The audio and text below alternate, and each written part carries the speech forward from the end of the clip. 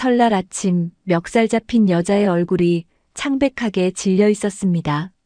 시어머니는 그 여자의 멱살을 잡으며 소리쳤죠. 다음? 다음은 없어. 올해 안에 돈 구해와. 아니면 이 집에서 나가. 바로 그 순간 대문이 열리더니 검은 정장의 남자가 들어섰습니다. 그 남자는 멱살 잡힌 여자에게 90도로 허리를 숙였습니다. 회장님, 죄송합니다. 제가 늦었습니다. 시댁 식구들의 얼굴이 일순간 얼어붙었습니다. 대체 이 집에서 무슨 일이 있었던 걸까요? 궁금하시다면 구독과 좋아요 부탁드려요. 그럼 지금부터 이야기 시작하겠습니다. 강윤서는 26살에 결혼했습니다. 상대는 중소기업 과장이던 박태민, 평범하지만 성실한 남자였죠. 시댁은 지방 소도시에서 작은 철물점을 운영하는 집안이었고, 윤서의 친정은 서울에서 꽃집을 하는 소박한 가정이었습니다. 누가 봐도 비슷한 형편의 두 집안, 그래서 시어머니 노금순 여사는 처음부터 며느리를 얕잡아 봤습니다. 결혼 첫 해 설날, 윤서는 새벽 4시에 일어나 전을 부쳤습니다. 12가지 음식을 혼자 준비하고 차례상을 차린 뒤에야 시어머니가 나타났는데 첫마디가 이랬습니다. 전이 왜 이렇게 두꺼워? 친정에서 뭘 배운 거야? 꽃집 딸이라 그런가 음식 하나도 제대로 못해. 윤서는 아무 말도 하지 못했습니다. 남편 태민은 옆에 서서 어머니 편을 들었죠. 엄마 말씀대로 해. 우리 집은 원래 이렇게 안 해. 넌 좀 배워. 시누이들까지 거들었습니다. 새언니, 우리 집에서 며느리 노릇하려면 이 정도는 기본이에요. 친정에서 안 가르쳐 줬어요? 그날 이후 윤서는 깨달았습니다. 이 집에서 자신은 식구가 아니라 일꾼이라는 것을. 결혼 3년 차 윤서에게 기회가 찾아왔습니다. 대학 동기가 창업한 스타트업에서 마케팅 팀장 자리를 제안받은 거죠.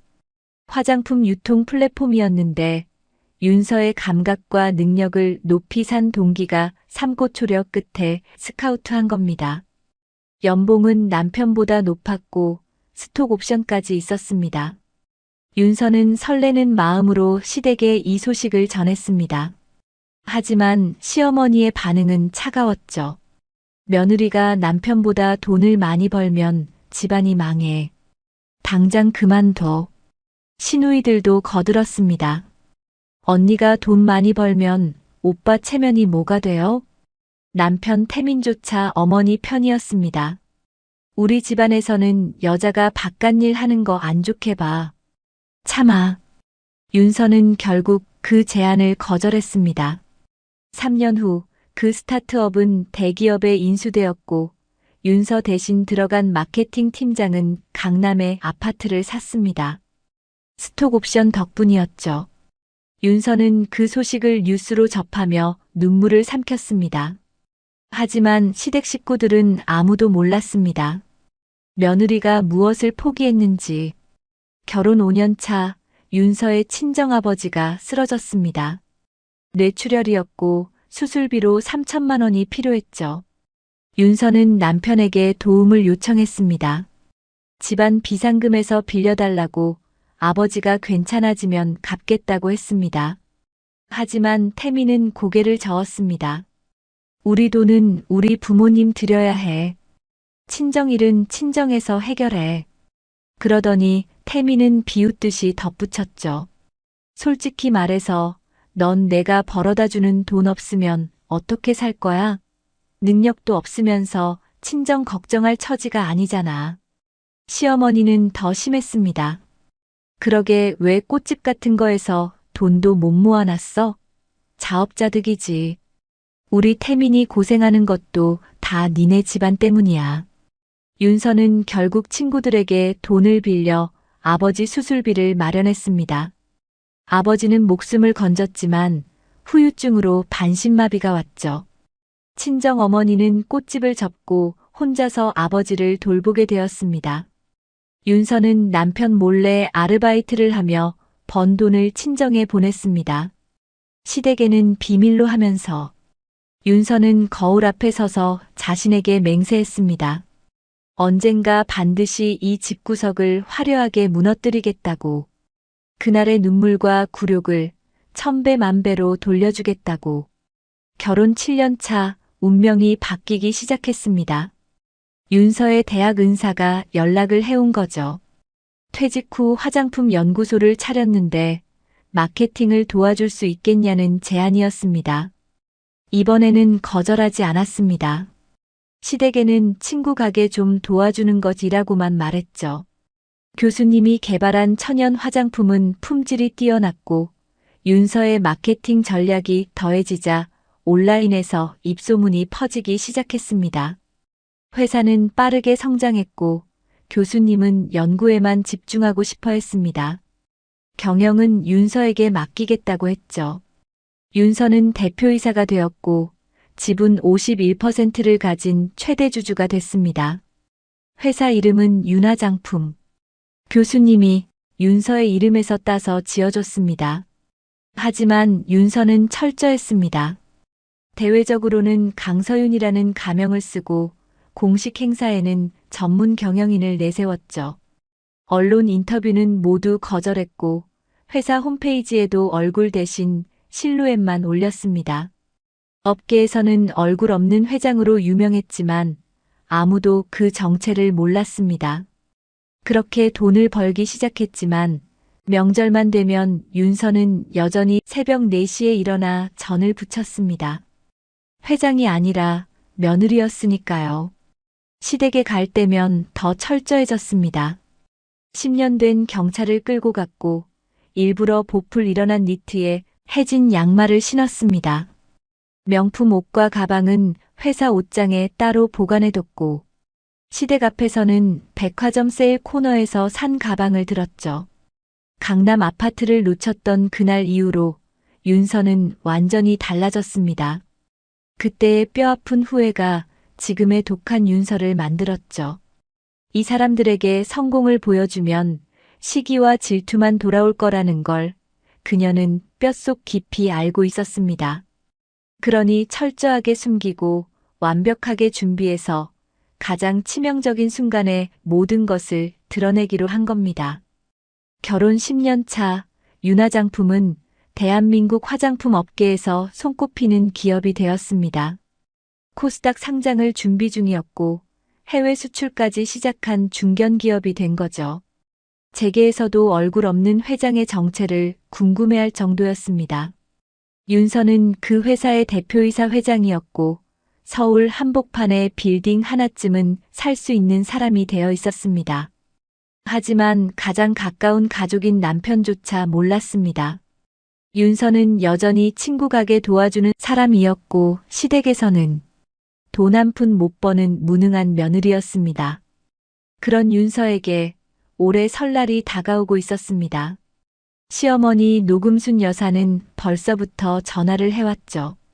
올해 설날에는 제대로 해. 작년에 만두 터진 거 내가 아직 얼마나 창피한지 알아? 윤서는 전화를 끊으며 조용히 미소 지었습니다. 올해 설날 모든 것이 달라질 겁니다. 10년 동안 참아온 모든 것들, 이제 정리할 때가 됐으니까요. 설 연휴를 일주일 앞둔 어느 날 윤서는 비서실장을 불렀습니다. 설날에 제가 시댁에 가 있을 거예요. 그날 오전 11시 정각에 와주세요. 비서실장은 고개를 끄덕였습니다. 회장님, 무슨 일이 있으신 겁니까? 윤서는 창밖을 바라보며 대답했습니다. 10년 묵은 빚을 받으러 가려고요. 그녀의 눈빛이 차갑게 빛났습니다. 시어머니 노금순 여사는 몰랐을 겁니다. 본인이 잡은 며느리의 멱살이 평생 일궈온 철물점은 물론 아들의 인생까지 통째로 날려버릴 신호탄이 되었다는 사실을요. 윤서는 사업 초반부터 법적으로 남편과 재산 분리를 해두었습니다. 회사 지분과 자산은 모두 법인과 개인 신탁으로 묶어두었죠. 남편 태민의 통장에는 윤서의 돈이 단 한 푼도 섞이지 않았습니다. 혹시라도 이혼하게 되면 시댁에서 재산을 노릴 수 있다는 걸 알았거든요. 그리고 윤서는 조용히 친정 부모님의 삶을 바꿔놓았습니다. 반신마비가 온 아버지는 이제 분당의 최고급 요양병원에 계셨습니다. 24시간 간병인이 붙고 매주 재활치료를 받는 특실이었죠. 어머니에게는 아버지가 계신 분당 요양원 근처에 신축 아파트를 한 채 사들였습니다. 평생 고생만 하시던 어머니가 이제는 무거운 몸을 이끌고 버스를 타지 않아도 언제든 걸어서 아버지를 보러 가실 수 있게 말이죠. 물론 시댁은 아무것도 몰랐습니다. 윤서의 친정이 여전히 가난하다고 생각했죠. 설날 전날 윤서는 시댁으로 향했습니다. 10년 된 경차 트렁크에는 명절 선물이 가득했죠. 한우 세트, 굴비 세트, 과일 바구니까지. 전부 백화점에서 산 건데 윤서는 일부러 포장을 뜯고 대형마트 비닐봉지에 다시 담았습니다. 비싼 거 샀다고 하면 또 구박을 들을 테니까요. 시댁 대문 앞에 차를 세우자 시어머니 노금순 여사가 마당에서 기다리고 있었습니다. 왜 이렇게 늦어? 다른 집 며느리들은 진작 와서 일하고 있을 시간이야. 윤서는 고개를 숙이며 대답했습니다. 죄송해요, 어머님. 길이 막혀서요. 시어머니는 윤서가 들고 온 짐을 훑어보더니 코웃음을 쳤습니다. 뭐야, 또 싸구려 들고 온 거야? 시누이네는 백화점 한우 보내왔는데. 윤서는 아무 말도 하지 않았습니다. 그냥 웃으며 짐을 들고 부엌으로 향했죠. 다음 날 윤서는 새벽 4시에 일어났습니다. 설날 아침 차례상을 준비해야 했거든요. 전을 부치고 나물을 무치고 갈비찜을 하고 떡국 육수를 끓였습니다. 시누이 둘과 시어머니는 방에서 코를 골았죠. 남편 태미는 친구들과 술을 마시다 새벽 2시에 들어와 골아떨어져 있었습니다. 윤서 혼자서 15가지 음식을 준비했습니다. 손가락에는 기름이 튀어 화상 자국이 생겼고 허리는 끊어질 것 같았죠. 하지만 아무도 거들지 않았습니다. 아침 8시 차례상이 완성되었습니다. 시어머니가 방에서 나와 상을 둘러보더니 한숨을 쉬었습니다. 전이 왜 이래? 기름기가 좔좔 흐르잖아. 큰 시누이가 거들었습니다. 옳게, 솔직히 음식 솜씨가 10년째 그대로네. 발전이 없어. 작은 시누이도 한마디 했습니다. 우리 엄마가 얼마나 속상하시겠어. 며느리 복이 없으셔서. 윤서는 그저 고개를 숙이고 있었습니다. 속으로 시간을 세면서요. 차례가 끝나고 온 가족이 떡국을 먹기 위해 둘러앉았습니다. 시아버지는 과묵한 분이었고 시누이 남편들은 시어머니 눈치만 봤죠. 윤서는 맨 구석자리에 앉아 조용히 떡국을 떴습니다. 그때 시어머니가 입을 열었습니다. 그래, 올해는 세뱃돈 얼마나 준비했어? 윤서는 미리 준비해둔 봉투를 꺼냈습니다. 조카들에게 줄 세뱃돈이었죠. 4명이니까 한 명당 10만 원씩 준비했어요. 시어머니의 얼굴이 일그러졌습니다. 뭐, 10만 원? 시누이네 애들한테 고작 10만 원을 줘? 큰 시누이가 불쾌한 표정을 지었습니다. 옳게, 우리 애들 학원비가 얼마나 드는지 알아? 10만 원이 무슨 세뱃돈이야. 작은 시누이도 합세했습니다. 그러게요. 차라리 안 주는 게 낫지. 창피하게. 윤서는 조용히 대답했습니다. 형편이 안 돼서요. 제가 버는 게 없으니까. 그 순간 시어머니가 테이블을 내리쳤습니다. 버는 게 없으면 시집을 왜 왔어? 10년 동안 이 집에서 밥만 축내고 남편 태미는 옆에서 묵묵히 떡국만 먹고 있었습니다. 아내를 감싸는 말 한마디 없이. 아침 식사 후 상황은 더 심해졌습니다. 시어머니가 윤서를 불렀습니다. 너 올해 명절 비용 얼마 냈어? 윤서는 차분하게 대답했습니다. 제가 음식 재료비 전부 냈어요. 한우도 갈비도 과일도요. 시어머니는 비웃었습니다. 그게 다야? 시누이들은 현금으로 100만 원씩 냈는데. 넌 뭐, 장 본 거 가지고 큰 소리야? 윤서는 입술을 깨물었습니다. 그 장보기에 300만 원이 들었다는 말은 하지 않았습니다.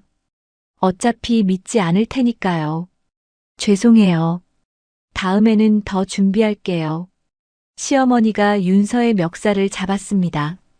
다음은 없어.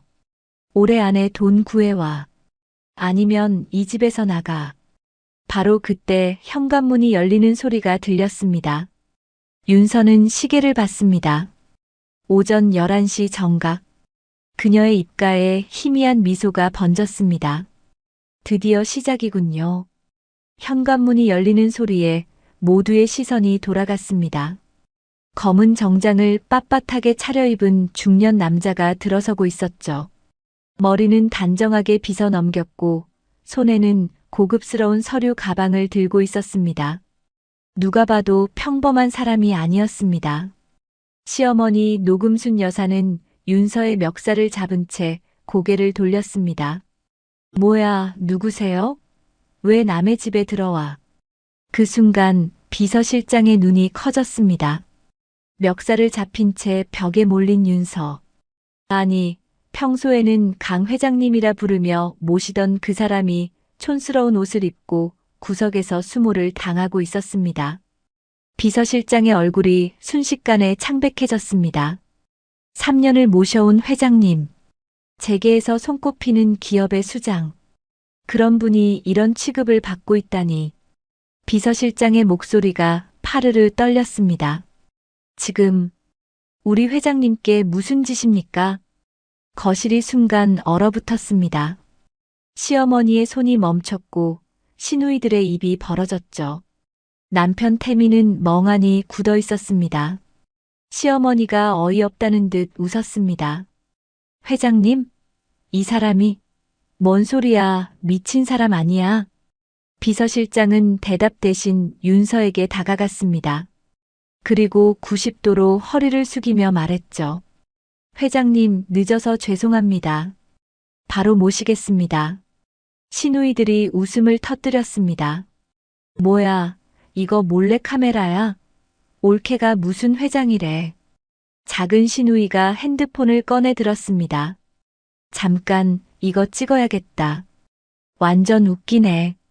하지만 비서실장은 미동도 하지 않았습니다. 허리를 숙인 채 윤서의 대답만 기다리고 있었죠. 윤서는 천천히 시어머니의 손을 떼어냈습니다. 구겨진 옷을 정리하며 한 발짝 앞으로 나섰죠. 그녀의 눈빛이 달라져 있었습니다. 10년간 숨겨왔던 차가운 눈빛. 시어머니가 한 번도 본 적 없는 눈빛이었습니다. 비서실장님, 일어나세요. 여기까지면 충분합니다. 윤서의 목소리도 달랐습니다. 명령하는 사람의 목소리였죠. 비서실장이 허리를 폈습니다. 차량 대기하고 있습니다. 오늘 안에 결제하셔야 할 서류가 있어서요. 시어머니의 얼굴에서 웃음기가 사라졌습니다. 뭔가 이상하다는 걸 본능적으로 느꼈거든요. 이 남자의 태도가 너무 진지했습니다. 연기 같지 않았습니다. 잠깐만. 이게 뭔 상황이야? 윤서가 시어머니를 바라봤습니다. 어머님, 아직 이해 못하셨어요? 윤서는 비서실장에게 손짓했습니다. 비서실장이 서류 가방에서 두툼한 파일을 꺼냈죠. 회장님 요청하신 자료입니다. 윤서는 그 파일을 테이블 위에 펼쳤습니다. 회사 등기부등본, 주주명부, 재무제표, 그리고 윤화장품 대표이사 강윤서라고 적힌 명함. 시누이들의 얼굴이 굳어졌습니다. 잠깐, 윤화장품? 그 유명한? 큰 시누이가 떨리는 손으로 핸드폰을 검색했습니다. 윤화장품 회장 강서윤. 기사들이 쏟아져 나왔습니다.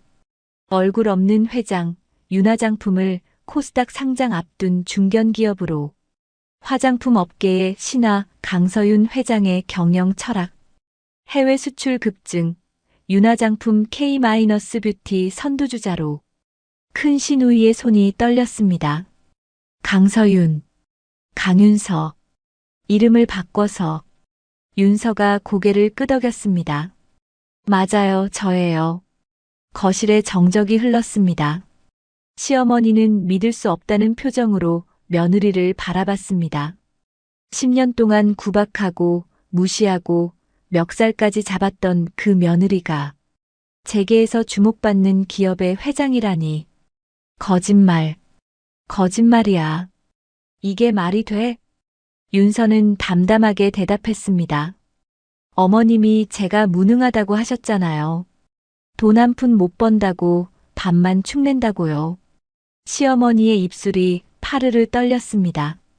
그러니까 숨긴 거예요. 성공하고 나서도 쭉. 윤서의 눈빛이 차갑게 빛났습니다. 오늘 어머님이 제 멱살을 잡으셨죠.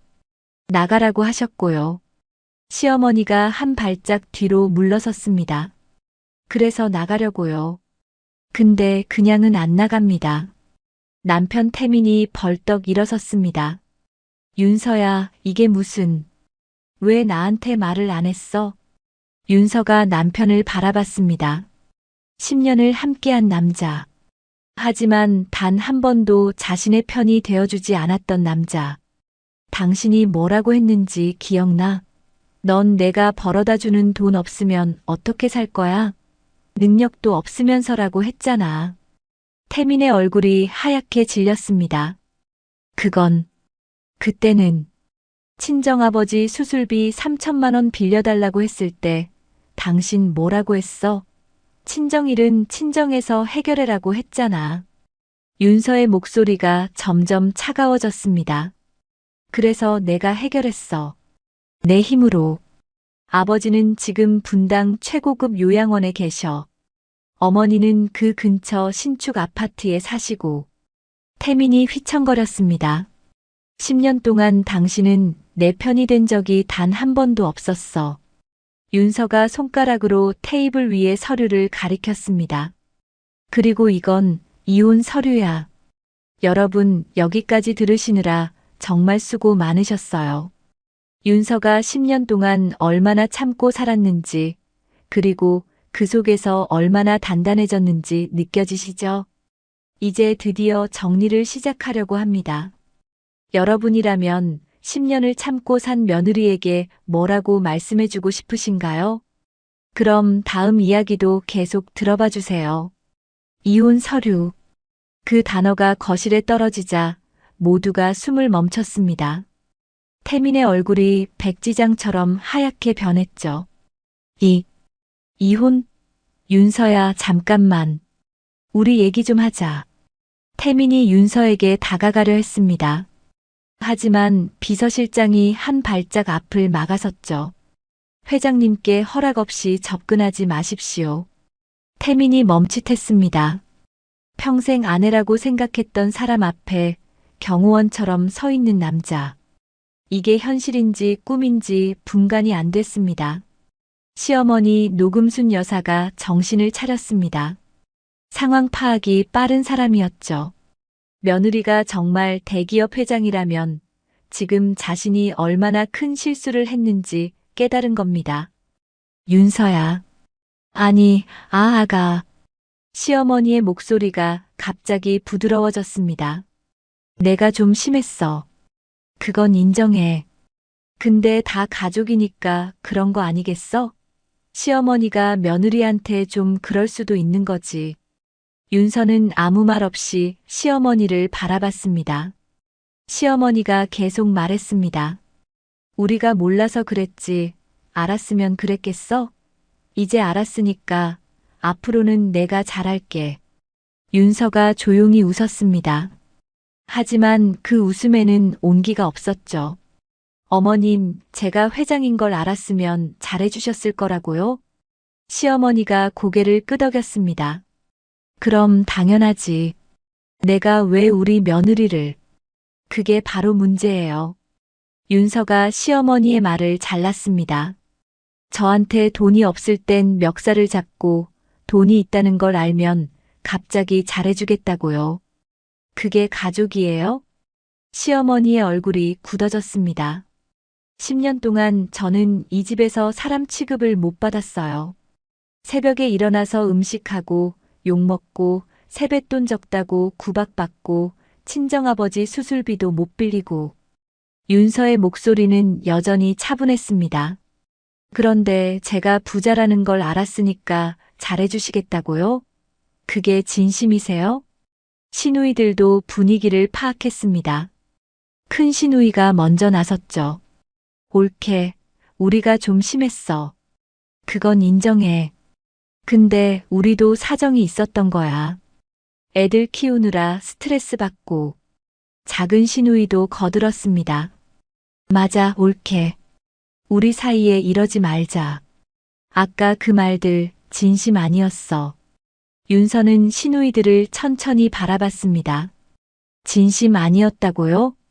윤서가 비서실장에게 손짓했습니다. 비서실장이 또 다른 서류를 꺼냈죠. 이건 제가 이 집에서 보낸 10년 동안의 명절 비용 내역이에요. 서류에는 빼곡하게 숫자가 적혀 있었습니다. 매년 설날, 추석마다 제가 얼마를 썼는지 전부 정리해뒀어요. 음식 재료비, 선물값, 세뱃돈까지. 윤서가 서류를 테이블에 펼쳤습니다. 합계가 얼마인지 아세요? 1억 2천이 넘어요. 시누이들의 눈이 휘둥그레졌습니다. 그런데 시누이들이 저한테 한 말이 뭐였죠? 장 본 거 가지고 큰 소리냐? 10만 원이 무슨 세뱃돈이냐? 거실이 무거운 침묵에 잠겼습니다. 시아버지는 여전히 한마디도 없이 앉아 있었죠. 과묵한 분이었지만 이 상황에서 아무 말도 안 하는 건 방관이나 마찬가지였습니다. 윤서가 시아버지를 바라봤습니다. 아버님은 아셨어요? 시아버지가 고개를 들었습니다. 뭘 말이냐? 제가 이 집에서 어떤 대우를 받는지요. 시아버지는 대답하지 않았습니다. 그 침묵이 대답이었죠. 아셨으면서 모른 척 하신 거네요. 윤서가 쓸쓸하게 웃었습니다. 그것도 똑같은 거예요. 방관도 가담이에요. 태민이 무릎을 꿇었습니다. 윤서야, 제발. 내가 잘못했어. 다시 한 번만 기회를 줘. 윤서가 남편을 내려다봤습니다. 10년 전 결혼식 날 평생 지켜주겠다고 했던 남자. 하지만 단 한 번도 그 약속을 지킨 적 없는 남자. 태민 씨. 윤서의 호칭이 바뀌었습니다. 당신이 진짜 잘못한 게 뭔지 알아요? 태민이 고개를 들었습니다. 어머니한테 끌려다닌 거? 내 편 안 들어준 거? 아니요. 윤서가 고개를 저었습니다. 당신은 나를 사랑한 적이 없어요. 그냥 순종적인 아내가 필요했던 것 뿐이에요. 집안일하고 시부모 모시고 자기 체면 세워줄 사람. 태민의 눈가가 붉어졌습니다. 나한테 능력도 없으면서라고 했을 때 난 알았어요. 이 사람은 절대 안 변하겠구나. 윤서가 비서실장에게 고개를 끄덕였습니다. 우리 이만 가죠. 비서실장이 서류들을 정리하기 시작했습니다. 시어머니가 다급하게 소리쳤습니다. 잠깐, 이혼하면 재산은 어떻게 되는 거야? 역시 돈 걱정이 먼저였습니다. 윤서가 돌아섰습니다. 걱정 마세요. 제 재산은 처음부터 법적으로 분리해뒀어요. 회사 지분이든 개인 자산이든 당신들이 손댈 수 있는 건 단 한 푼도 없어요. 시어머니의 얼굴이 일그러졌습니다. 그리고요. 윤서가 차분하게 덧붙였습니다. 정리할 건 정리해야죠. 제가 받은 만큼은 바로잡을 겁니다. 윤서가 비서실장과 함께 시댁을 떠났습니다. 비서실장이 모는 검은색 세단에 올라타면서 윤서는 단 한 번도 뒤를 돌아보지 않았죠. 10년이었습니다. 10년 동안 새벽같이 일어나 밥을 짓고 욕을 먹고 무시를 당하고 그래도 가족이니까 참았던 시간. 이제 그 시간이 끝났습니다. 차 안에서 윤서는 비서실장에게 말했습니다. 황 사장님께 연락해 주세요. 내일 오전에 미팅 잡아달라고요. 비서실장이 고개를 끄덕였습니다. 황태건설 건이시죠? 네. 황태건설. 시누이 남편 중 큰 시누이의 남편이 운영하는 작은 건설회사였습니다. 직원 20명 남짓한 소규모 업체였는데 최근 아파트 리모델링 사업에 뛰어들면서 자금난을 겪고 있었죠. 그리고 그 자금난을 해결해 준 곳이 바로 윤화장품의 계열사였습니다. 사실 윤화장품은 단순히 화장품만 파는 곳이 아니었습니다. 윤서는 지난 3년간 벌어들인 수익을 바탕으로 투자법인을 설립했고 물류센터 건설, 원료 유통, 포장재 납품 등 다양한 분야에 손을 뻗었죠.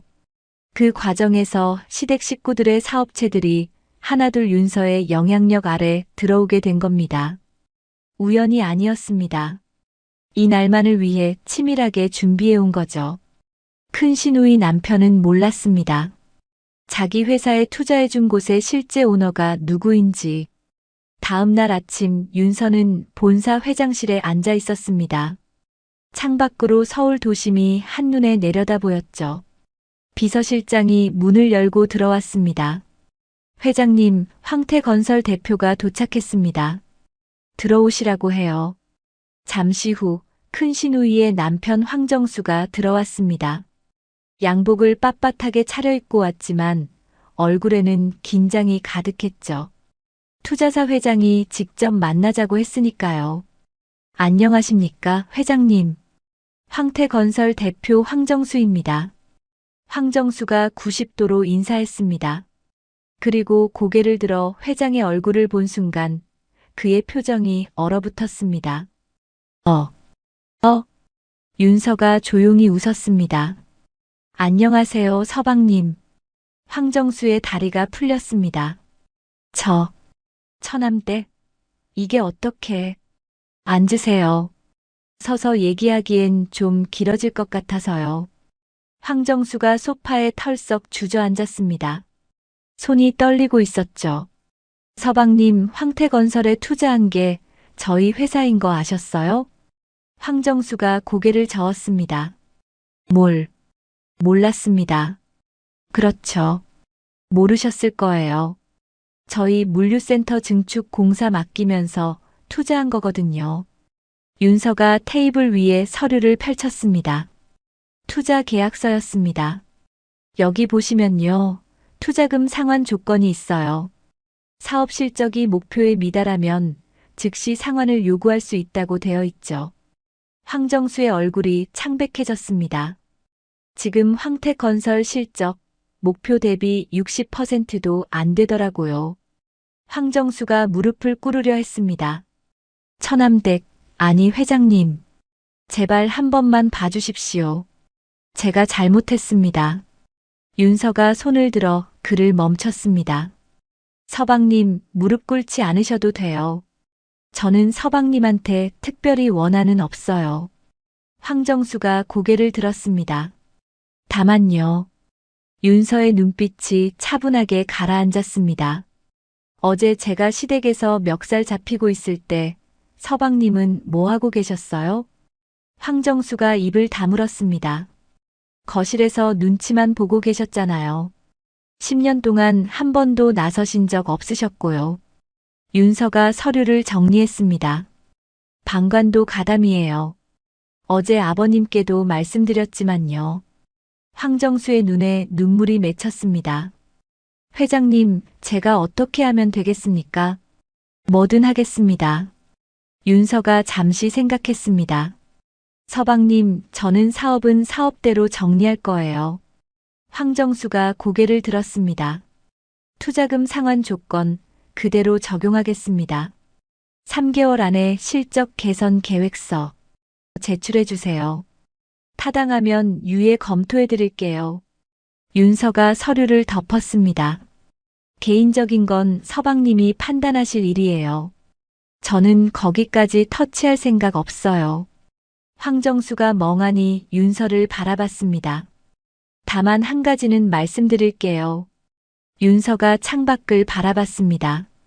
오늘 일 집에 가서 말씀하시겠죠. 그때 신우이가 어떤 반응을 보이는지 잘 보세요. 윤서가 자리에서 일어났습니다. 서방님, 저도 알아요. 서방님이 나쁜 사람이 아니라는 거. 그냥 눈치 보느라 아무것도 못하셨던 거잖아요. 황정수가 고개를 숙였습니다. 근데 그게 더 나빠요. 알면서 모른 척하는 거. 윤서가 문 쪽으로 걸어갔습니다. 아, 그리고요. 윤서가 돌아섰습니다. 작은 신우이 남편 회사도 저희 계열사랑 거래하고 있더라고요. 그쪽도 조만간 정리해야 할 것 같아요. 황정수의 얼굴이 더욱 창백해졌습니다. 이 집안 사람들 생각보다 저랑 엮인 게 많네요. 그날 저녁 황정수는 집에 돌아와 있었던 일을 털어놨습니다. 큰 시누이 박미정의 첫 마디가 이랬죠. 뭐, 올케가 회장이라고? 그래서 어쩌라고? 황정수가 조심스럽게 말했습니다. 여보, 상황이 심각해. 투자금 상환 조건이. 그러니까 당장 가서 빌어. 무릎 꿇고 살려달라고 해. 박미정이 소리를 질렀습니다. 당신이 뭘 잘못했길래 회사가 이 지경이야?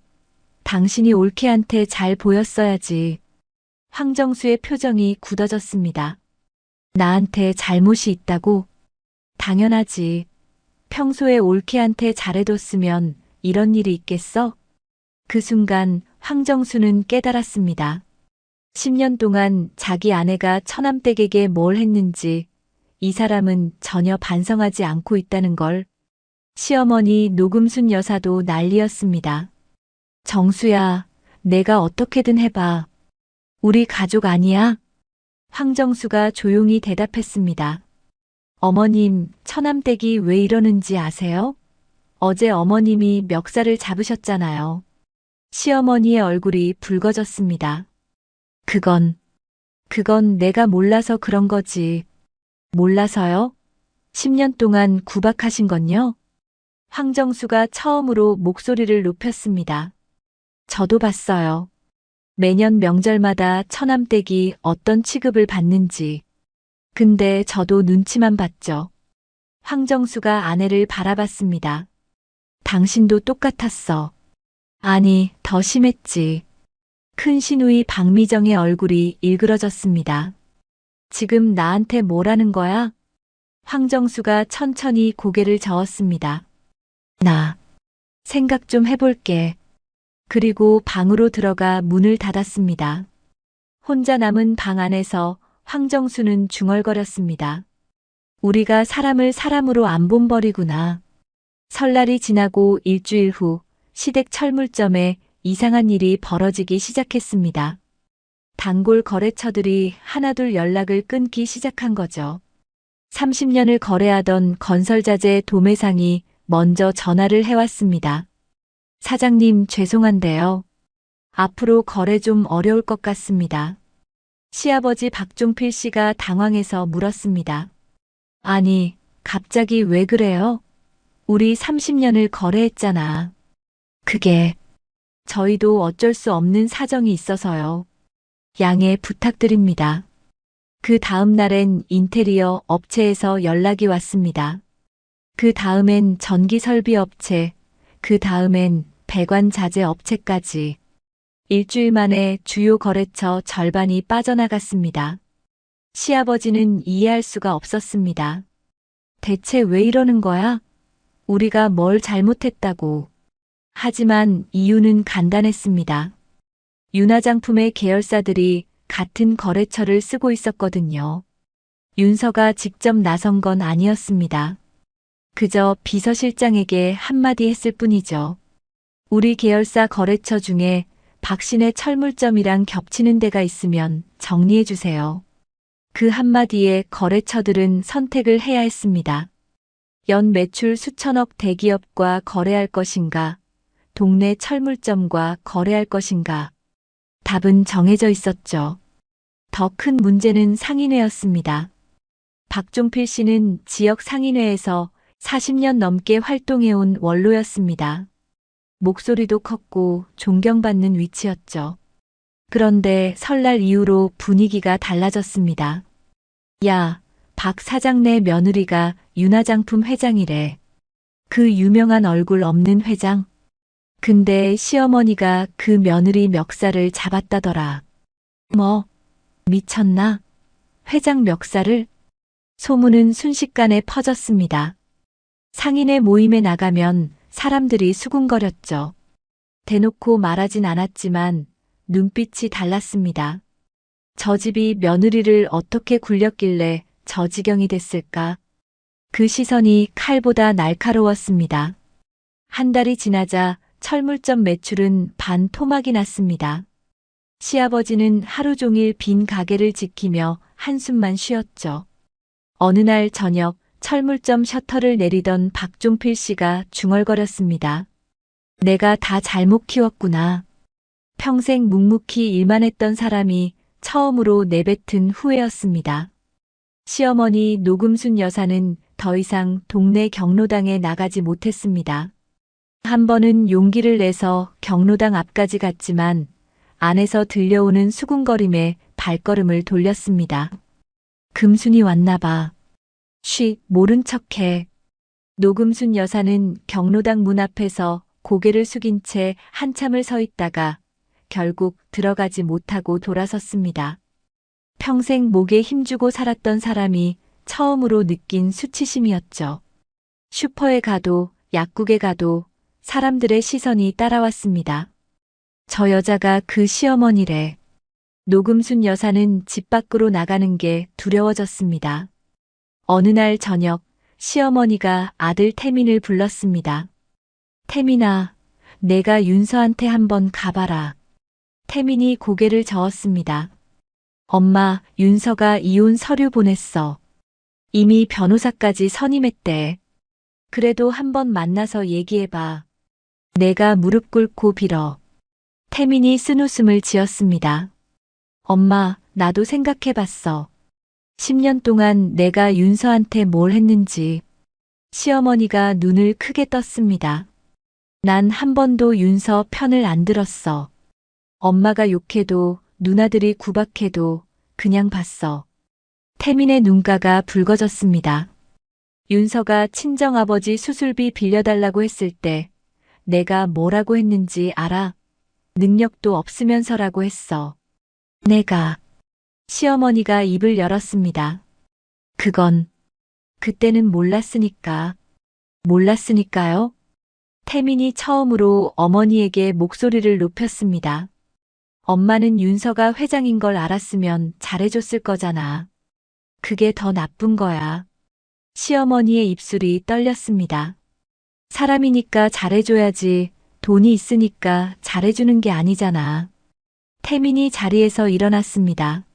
나도 똑같았어. 그래서 할 말이 없어. 며칠 후 뜻밖의 일이 벌어졌습니다. 시어머니 노금순 여사가 윤서를 찾아온 겁니다. 비서실장이 막으려 했지만 윤서가 손짓했습니다. 들어오시라고 해요. 회장실 문이 열리고 노금순 여사가 들어왔습니다. 한 달 만에 10년은 늙어 보였습니다. 흰머리가 부쩍 늘었고 허리도 굽어 있었죠. 윤서는 자리에서 일어나지 않았습니다. 무슨 일이세요, 어머님? 노금순 여사가 천천히 무릎을 꿇었습니다. 윤서야. 아니, 회장님. 그 모습을 보며 윤서의 표정은 변하지 않았습니다. 내가 잘못했어. 10년 동안 내가 너무 심했어. 윤서가 조용히 물었습니다. 어머님, 왜 무릎을 꿇으세요? 용서해달라고. 한 번만 봐달라고. 철물점 때문에요? 아니면 진심으로 잘못했다고 생각하셔서요? 노금순 여사가 대답하지 못했습니다. 그 침묵이 대답이었죠. 윤서가 천천히 일어나 시어머니 앞에 섰습니다. 어머님, 일어나세요. 노금순 여사가 고개를 들었습니다. 저는 어머님한테 복수하려고 이런 게 아니에요. 윤서의 목소리는 담담했습니다. 그냥 제 인생을 정리하는 거예요. 10년 동안 제가 사람 취급을 못 받은 곳에서 더 이상 있고 싶지 않아서요. 윤서가 손을 내밀어 시어머니를 일으켜 세웠습니다. 철물점 거래처 건은 제가 손 안 댔어요. 원상복구 시켜드릴게요. 노금순 여사의 눈이 커졌습니다. 다만 저랑 태민 씨 이혼은 그대로 진행할 거예요. 그건 사업이 아니라 제 인생이니까요. 노금순 여사가 회장실을 나간 뒤 비서실장이 물었습니다. 회장님, 정말 철물점 건 풀어주실 겁니까? 윤서가 창밖을 바라보며 대답했습니다. 네. 제가 원한 건 복수가 아니었어요. 그럼 뭘 원하셨습니까? 윤서가 조용히 웃었습니다. 그냥 사과 한마디였어요. 진심 어린 사과. 비서실장이 조심스럽게 물었습니다. 받으셨습니까? 윤서가 고개를 저었습니다. 아니요. 그래서 더 이상 기대 안 해요. 윤서가 돌아서며 말했습니다. 이제 진짜 제 인생 살아야죠. 여러분, 오늘 이야기 어떠셨어요?